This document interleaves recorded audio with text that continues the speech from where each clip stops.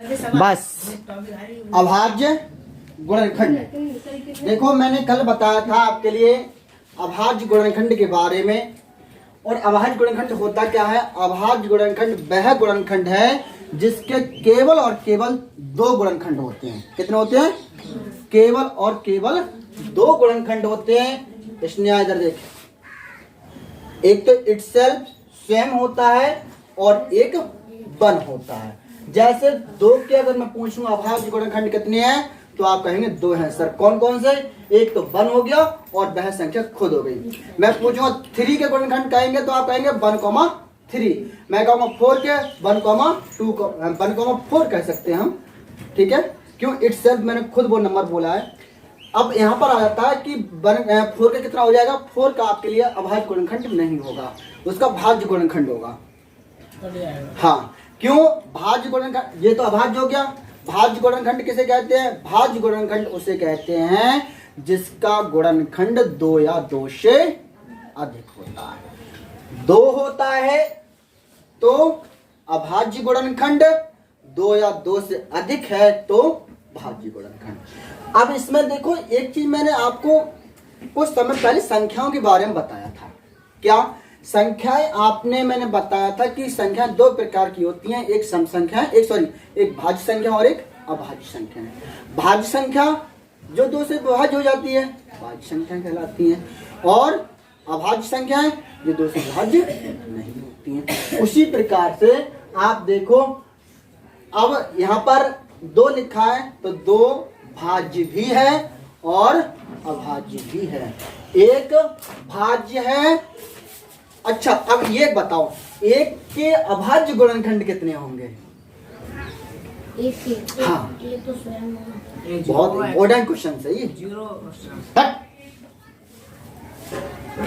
जैसे मैंने कहा कि भैया एक का फैक्टर कितना होगा, गुणनखंड अभाज्य गुणनखंड कितना होगा, तो आप 1 से तो काट ही सकते हैं। तो परिभाषा क्या कहती है? 1,1।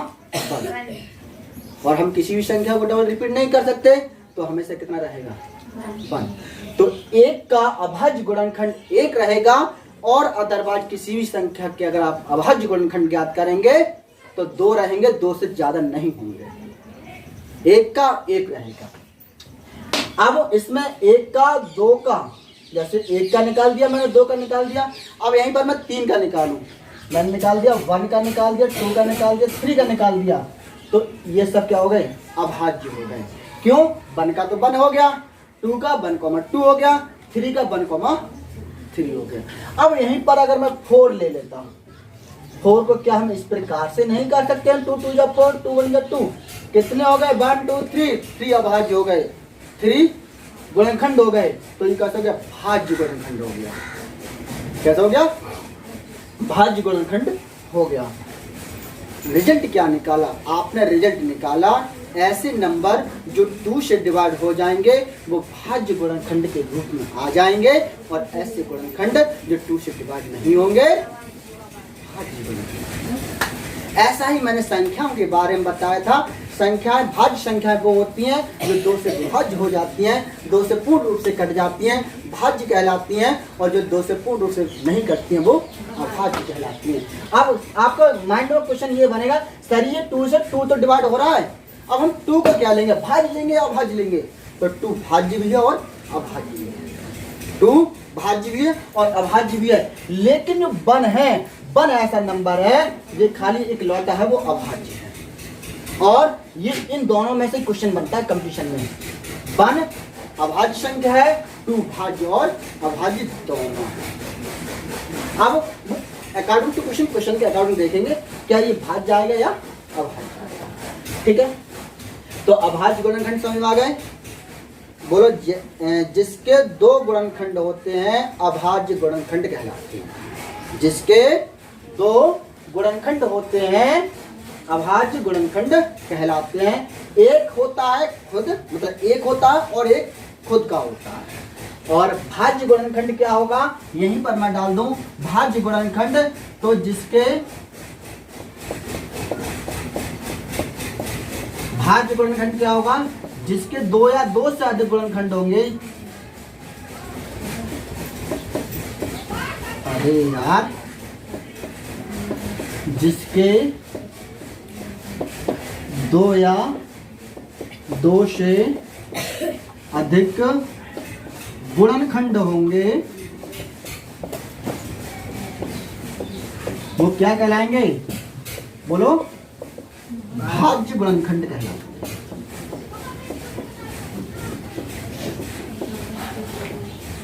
भाज्य गुणनखंड कहलाते हैं। समझ में आ गया? जैसे अब यहीं पर मैंने 4 ले लिया, 4 का मैं पूछूंगा 2 को 2 1 कट गया, तो इसके क्या हो गया 1 2 अब मैं यहीं पर क्या ले लूं? क्या ले लूं बोलो? 6 ले लेता हूं। 6 कैसी संख्या है? भाज्य संख्या है, 2 से डिवाइड कर रही है, 2 से डिवाइड हो रही है। 6 नंबर ले लिया तो 2 3 जा 6, 3 1 जा 3, तो 1 2 3।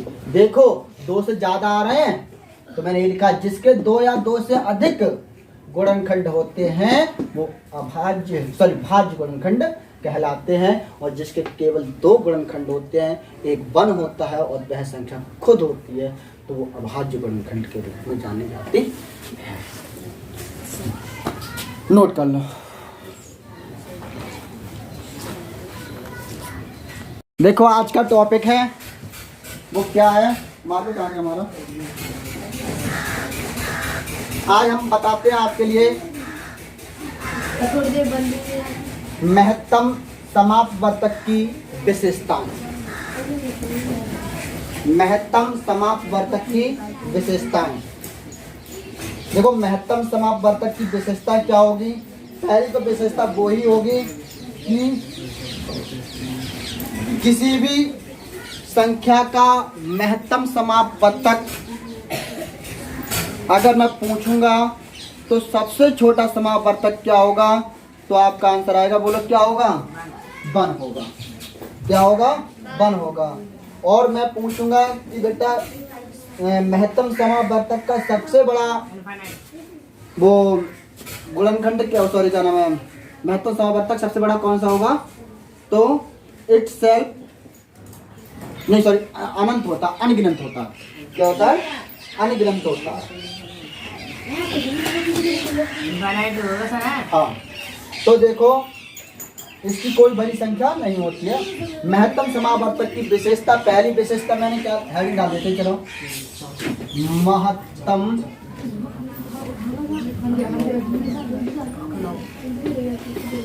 समापवर्तक की विशेषताएं।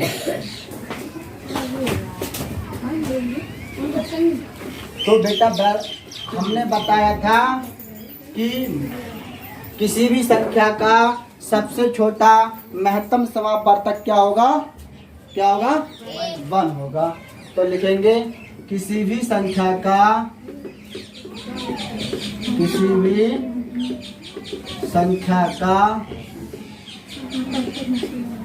महत्तम सबसे छोटा महत्तम समापवर्तक सबसे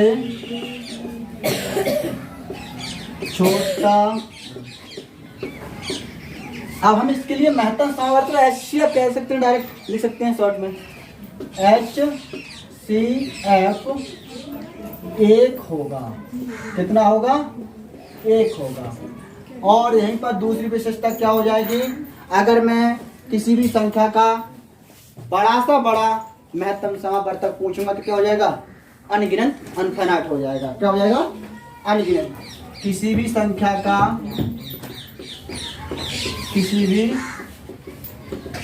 का सबसे बड़ा HCF अनगिनत होगा, गिनत होगा। हाँ ठीक है। अगला पॉइंट क्या होगा बेटा?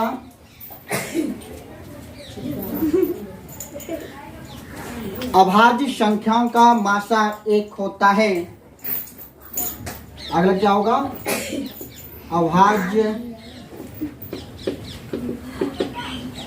ये मोस्ट इंपोर्टेंट है, संख्याओं का वही हो रहा है सर, ऊपर वाला माशा, हाँ एक होगा, बस लैंग्वेज में फर्क है ऐसा।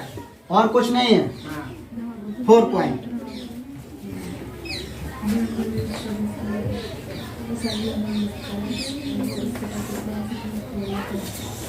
अभाज्य संख्याओं का मासा अगर 1 है तो उसे हम सह अभाज्य संख्या कहा जाता है। क्या कहा जाता है? सह अभाज्य संख्या कहा जाता है। यदि किसी संख्याओं का मासा, यदि किसी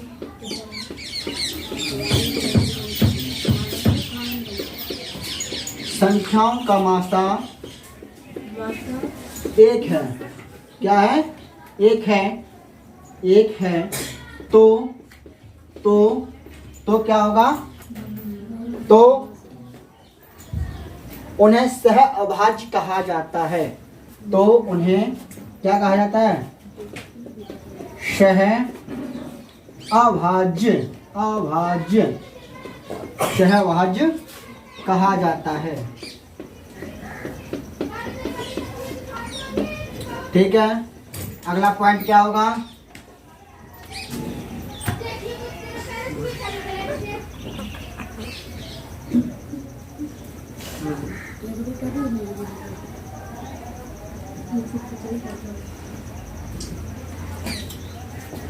यदि कोई एक संख्या बल्कि संख्याओं का गुणनखंड है तो वही संख्या उसी संख्या का मासा होगा। हाँ, अनगिनत या इन्फिनिट है। अब ये कह रहे हैं 5वां पॉइंट, यदि किसी संख्या का गुणनखंड, जैसे ये पॉइंट में एग्जाम्पल के आधार पर समझाऊंगा, तब ये पॉइंट लिखा दूंगा। एग्जाम्पल नंबर 1 मैं कह रहा हूं, जैसे मैंने 64 लिया, क्या लिया? 64 लिया। 64 को मैं कहूंगा कि 64 का 2 संख्या ली जाएंगी, तो मासा हमेशा 2 संख्याओं पे निकलता है। 64 ऐसा करो, 8,64 ले लो। क्या ले लो? 8,64 ले लो। तो मैं इसके लिए क्या कहूंगा कि इसका कितना हो जाएगा? 1,8। डायरेक्ट में कर सकता हूँ, कोई परेशानी वाली बात नहीं है। ठीक है, और 64 को क्या कर दूंगा? 1,8,8। ठीक है, अब ये देखो, एक ये बन गया और एक ये बन गया, तो इसके जो फैक्टर हो गए कितने हो गए? 1 multiple to 8 is equal to 8। तो इसका मासापा कितना आया? 8 आया। कितना आया? 8 आया। तो यही कह रहे हैं, यदि कोई एक संख्या बल्कि संख्याओं का गुणनखंड है, जैसे अब ये 8 64 का क्या है? गुणनखंड है 64, तो गुणनखंड है, तो वही संख्या का मासा होगा। तो देखो 8 का मासा, इसका 8 का ये गुणनखंड है 64, 8 का गुणनखंड कितना है? 64 है, तो इसका मासा कितना निकल गया? 8। तो यही कह रहे हैं, यदि कोई संख्या का गुणनखंड, यदि किसी संख्या का गुणनखंड है तो उसका मासा वही होगा जो संख्या में। हाँ, जैसे 8 का कितना हो गया? 64, 9 का 9 में 81, तो 9 कितना? 9 गुणा 9 हो गया, तो मासा कितना हो जाएगा? 9, 11 11 121, 121 का 11। ठीक है, 11,121 का तो 11 आ जाएगा। कहने का तात्पर्य यह है कि अगर कोई नंबर आपको दिया गया है और उस नंबर का गुणनखंड है, क्या है? गुणनखंड है, तो जिस नंबर का गुणनखंड है मासा उसका उतना ही होगा। ये 8 का 64 गुणनखंड नहीं है, तो 8 का, तो इसका मासा कितना हो गया? 8,64 का 8 हो गया। आपको इस प्रकार से निकालने की जरूरत पड़ेगी, खाली वही पॉइंट से याद हो जाएगी। कौन से पॉइंट है? जो पॉइंट हम बता रहे हैं, लिख लो। इसके लिए रेस कर दो मैं, ये वाली पॉइंट लिख लिया होगा है, ये वाला पॉइंट नोट कर, रेस कर दे रहा हूँ।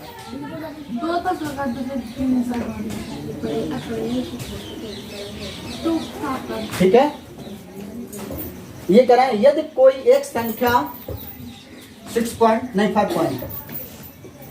यदि कोई एक संख्या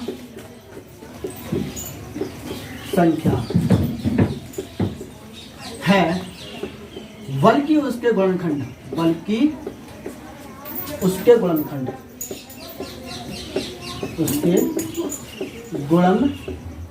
या हम कह सकते हैं गुणनखंड को गुणज कह सकते हैं। गुणनखंड बात एक ही होती है, ठीक है ना। गुणनखंड है तो उसका मासा कौन होगा? जिसका गुणज है। कौन होगा? जिसका गुणज है। भैया ये लंगर गुणज है, मतलब ये वाला पॉइंट थोड़ा घुमा फिरा हुआ वाला है। दोबारा फिर समझो, नहीं समझ में आया होगा। मैंने बोला कोई भी संख्या का अगर आपके लिए गुणज दिया गया है, गुणज का मतलब टेबल पड़ा हुआ है, जैसे 8 का 8 8 8 16 8 24 8 48 48, ठीक है। तो अगर मैं पूछूंगा 8 64 का तो 8 हो जाएगा। मैं कहूँगा 8 में 72, 8 72 का तो 8 हो जाएगा। मैं कहूँगा 8 16 का तब भी क्या रहेगा? 8 ही रहेगा। और अगर मैं कहूँगा 2 4 का तो 2 रहेगा। 2 6 का तब भी 2 रहेगा। 2 16 का तब भी 2 रहेगा। समझ गए ना? क्लियर हो गया? ये पॉइंट इतना लंगड़ वाला है, ठीक है। और इस पॉइंट से आपको प्रश्न बनता है। इतनी बात नोट हो गई? चलो नोट कर लो फिर। भैया आज का जो